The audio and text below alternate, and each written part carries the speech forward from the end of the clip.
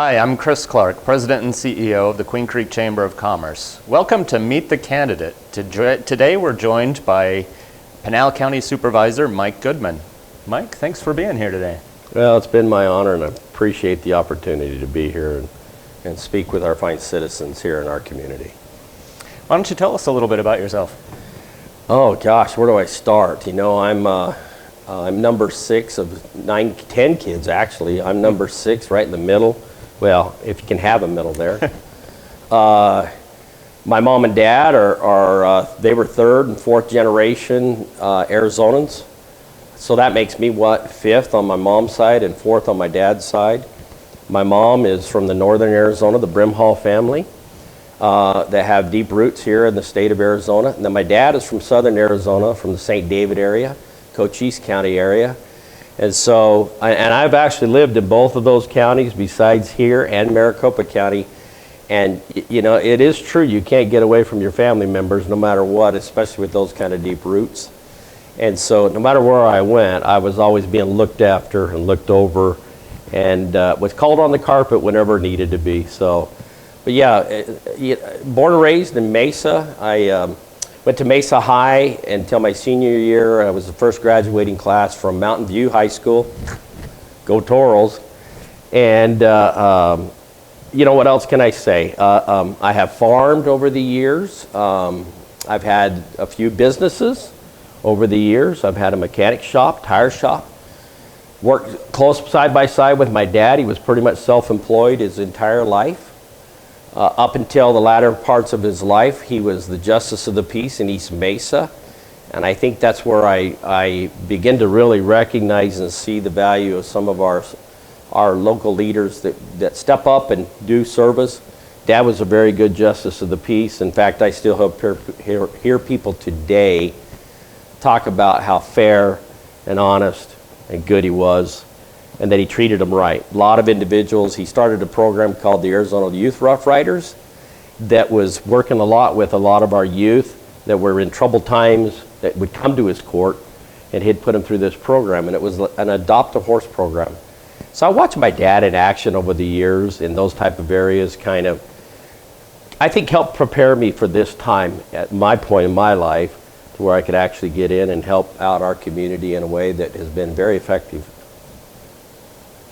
That's, you must have quite the stories, having grown up here as a native, but how did you end up getting involved in politics and in Pinal County? You know, I've actually, the truth be known, I've actually been involved in our community for years. My wife and I moved here in 2009. Actually, I did prior to my wife moving. We were married in 2010. And so I had already been living here for about a year. Had my business. I have the insurance business that I've been running for several years, since 1987.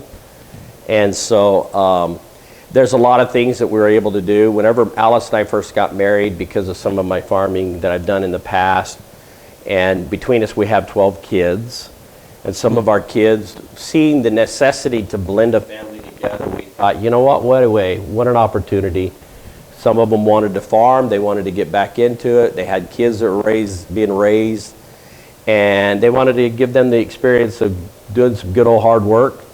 So we ended up buying a farm or leasing property from the state of Arizona out there in the Santan Valley area along the Gansel Road. It was the old Empire Fruit Farm.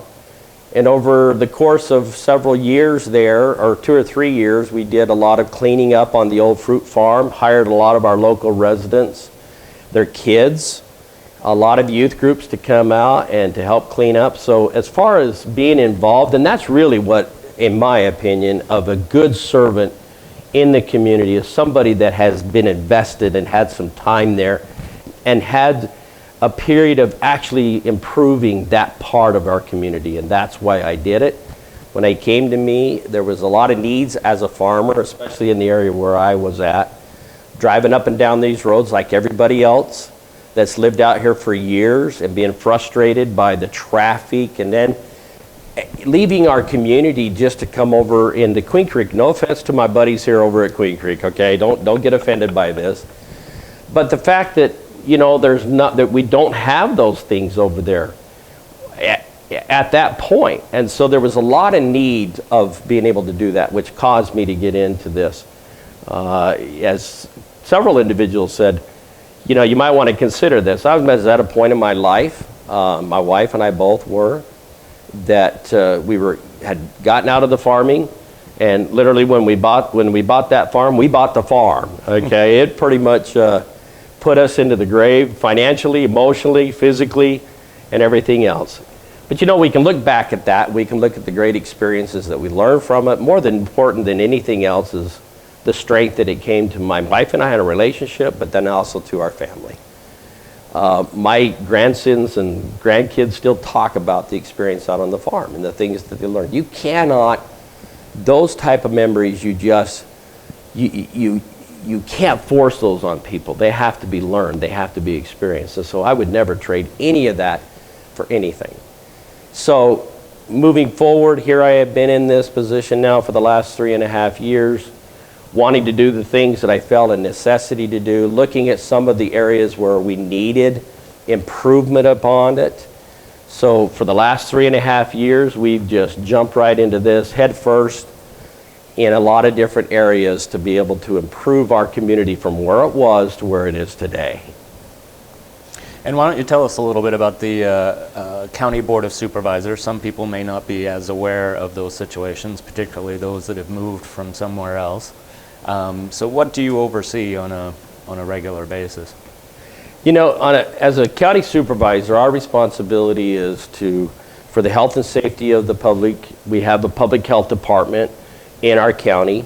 And so right now, this is a pretty trying time for a lot of people with the COVID-19. Probably, in my lifetime, this is the first time where we've really had various government itself do shutdown on a lot of our businesses and a lot of our schools and everything else. And so this is a pretty trying time for a lot of us. And so as an elected official, there's a lot of responsibility that's placed on us that we oversee the health department within our county. And so we have a lot of responsibilities there. And you know, you've seen some of the things, the governor, when he first shut down the entire state of Arizona, he took that on himself, but then this last time around, he left some of those decisions up to the County Board of Supervisors to do certain things, and that's where he's given us more flexibility to some degree. Biggest thing is we're responsible for the budget. So we oversee all the roads and the infrastructure in our communities. We oversee all the budgets for all the department heads, like our sheriff's department. Our sheriff's department is between 60 and 65% of the county's budget. That's how big the sheriff's department is. Then we have our legal side, which is our county attorney's office, and then our court systems. And that's another, 15, 20% of our budget. It's actually probably about 20, 25% of our budget. And then whatever's left over is our administration. So our job and responsibility is to take care and oversee that. So those are some things, as far as what a county does. It's almost similar to that of a municipality. We are restricted on some of the things that we can do as a county. For instance, our water and sewer issues that we've had out there in the Santan Valley for years. And it's out of our hands as a county to be able to do anything about it. So we have to rely on these higher agencies, the state agencies like the Corporation Commission, ADEQ, to do their job. And so when they're not doing their job, then I personally believe that we need, as supervisors, step up and do our job to put the pressure on. If we're not getting the job done, we need to put the pressure on those that are responsible for getting the job done and keep the pressure on them until it's done. And that's one thing that we've taken on, or let me say, Mike Goodman took on when I first came into this position. That was an area that I personally seen and recognize a huge need. There's a lot of talk about economic development. And I'm just as for that as the next guy. And I believe that we need to have economic development. But the biggest problem we've had in our particular area, the Santan Valley area, there's been 3 problems we've had. Number 1 has been our infrastructure, and that goes to our utilities. No business is going to come here if they're concerned about, I'm sorry guys, but crap coming up in their neighborhoods like we've had in the last 2 years. Now, we haven't had that since EPCOR's been in there as the interim manager, but since when Johnson was in there, we've had crap coming up in our neighborhoods. And then when you don't have adequate water supply, which we've had, there's been enough water under the ground, but it hasn't been treated effectively. And so when you have those two main things and a utility that's not providing the level of services that they should be, what business is going to come out here? So that's one area. The second one is our roads and our infrastructure. That's something that right out of the gate I came into that was a big deficiency. But now look at what's going on since I've been in office for the last 3.5 years. We have a joint venture with Queen Creek opening up Meridian Road. That will be completed in the next 2 years, all the way to the 24 when it comes across.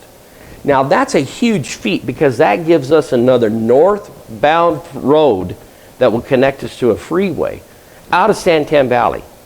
Then let's talk about the other roads and infrastructure that we have around here. Did you know there's $144 million? Let me repeat. $144 million, Santan Valley, that is being built right now in our community in Santan Valley that's going to improve our infrastructure as far as roads in the next 2 years. By 2022, all of these infrastructures are in place. That's already being done. Then let's talk about the north-south freeway system. Now that the voters, and I mean the voters voted that in, we have had more opportunities of larger companies coming and employment centers, which is what Santan Valley needs, what this region needs as a whole. And there are already discussions to bring that in. Now the third area, impact fees. The impact fees for the Santan Valley has been 5 times higher than any other part in Pinal County. 5 times.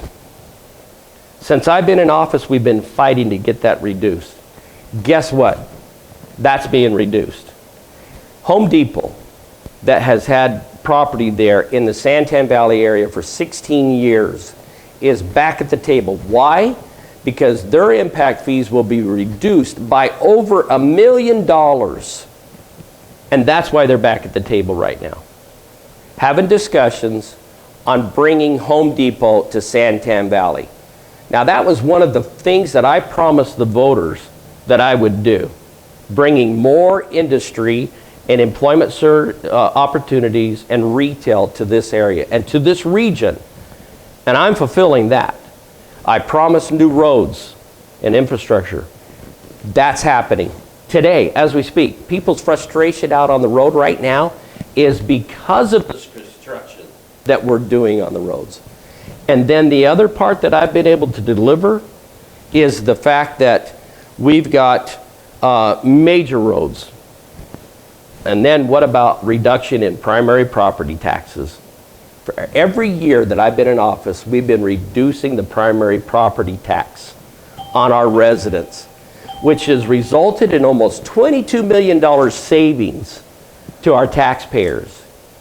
Now, not too bad for a farmer, not too bad for a guy that is just a regular citizen that has had no background in politics other than doing and following my dad and his service that he gave to his community. And that's what he did, service to his community. And that's what this guy has been about. That's what this guy will always be about. And I mean Mike Goodman. I'm just a regular citizen like everybody else. And I've only touched on a few things that we've talked about here. We've been able to rally a lot of our citizens to help us clean up some of our highways and roads that we can't use inmates right now because of the COVID-19. And we have many of our citizens right in our Santan Valley area coming and helping me alongside with me. Going back to the farm days of cleaning the weeds along the ditches, and we're cleaning the roads with the weeds. And that's what this guy right here has been doing. I'm not afraid to get my hands dirty. I'm not afraid to get out a shovel. I'm not afraid to get on a tractor and move the dirt and do the things necessary to make our community better. And that's what I promised in before, and that's what I continue to promise to our citizens of Santan Valley, to Queen Creek, as well, because now you're in our county. And to the citizens of Florence, and to the citizens of Apache Junction, and to the citizens of Casa Grande, because my role is not just Santan Valley, but it's the entire county. But let's be clear about something here. As we've done everything to improve Santan Valley, that's going to improve everything as far as the county is concerned. That's really what this is all about, improving our community. So I appreciate you taking the time and let me come here and speak with my passion that I have about this great community that I've lived in. You know, one thing is my first wife and I, before she passed away, we lived here in 1980. We moved here as a young couple, and we helped build the dairy that's there on Germain Road and what will be Meridian when it's all said and done. And I remember at that time out there on the dairy looking and just wondering, why in the world is Germain not connected from here over to, well, Ironwood wasn't even there back then, by the way. Right. But I never could figure out why we didn't have some of these roads and the infrastructure. Well, those are, Germain's we're paving that road right now. And that's because a guy like me paid attention and lived here amongst the people and made things happen. Skyline Road. I used to farm along that. Skyline Road is now going to be connected between Gansel all the way through the Hunt Highway. Not bad. Judd Road, those, you know, I could go on and on and on about the things and the infrastructure that we've done and that we're doing and that's coming in the next 2 years. So, thank you. I think with the 144 million, that is significant right there. And then, of course, that helps relieve the pressure on Ellsworth as the 24 comes across and Meridian and Ironwood connect into it. One final thing, because you touched on most of my questions there. So one final thing, though, is that the voters in Pinal County approved a regional transit authority. But since they've approved it, it's been tied up in the court system. Do you have anything that you can tell us about that and what it might do for us? I have plenty to say about that. You know, what's interesting to me is that the so-called Goldwater Institute and the so-called Free Enterprise Group are the two entities that are fighting us. They're fighting us on a road, a freeway system that is needed in our community, and they're fighting that. That's probably the bigger question, is why are they fighting that? They're two organizations that come out of Maricopa County. Maricopa County.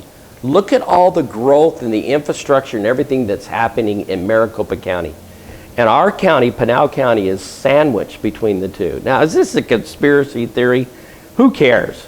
But the bottom line is our voters voted for it, and we're on the verge. Right now, it's in an appeal process right now, and it's at the Supreme Court, and we anticipate being ruled in our favor. It's already been, the actual decision was overturned, and so the Goldwater Institute appealed that, and we're waiting on that. We've still been collecting the tax. We're up to a little over $40 million in an escrow account right now. So when the floodgates open, when this thing is all resolved, the county is looking at putting another $1 million of our dollars up right now to keep the impact fee or the impact study going. And that's one thing that we're considering as a board, to put that money up so that we're not being slowed down in the process. So when that all happens, we can come out of the gate, get the 24. Right now it's going to end at the Ironwood, and then we can extend the 24 around the Santan Valley area and be able to pick up where the north-south freeway is going to be a little bit further east of us. Now, we don't know where that's going to be right now. We're pushing to have it closer to us, and we're pushing hard, but nonetheless, the 24 itself will be a big connector between that north-south freeway and the 202 into Maricopa County. So I hope that gives our citizens out there a little bit more information as to what's happening with that Goldwater Institute and the Free Enterprise Group.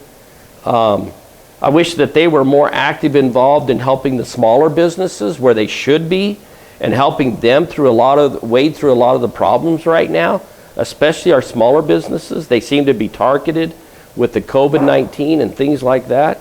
And where's the Goldwater Institute and the Free Enterprise Group helping us with those? And I wish that they would, if they're listening right now, come and help us with those. Please, we could use the help. You know, we need these roads. Come and help us. Let's get them done. That's where I'm at. Well, I think that pretty much sums it up, Mike. We really appreciate you being here with us, Supervisor Goodman. Thank you for taking the time, and good luck with the election. Well, thank you. We live in a great company, great country, and it's vital that we start to be more active, involved, and be more aware of our liberties and our freedoms, and start pushing back on some of those freedoms and liberties, all for the sake of fear. We cannot live in life without fear. You know, many of you know my first wife passed away, and she passed away of a virus. And I will never forget some of the lessons that I learned from her was never let fear control how you are in life. You cannot quit living. We cannot quit living. We have to move on. Death and taxes, those are the two big things. And I learned a big lesson from my dear wife. And because she was not afraid to take on life itself and wanted to enjoy life, I have 2 beautiful children because of her. 2 beautiful children because of my wife, Donna. So we can't quit living. We have to keep moving forward. And so God bless, and God bless America.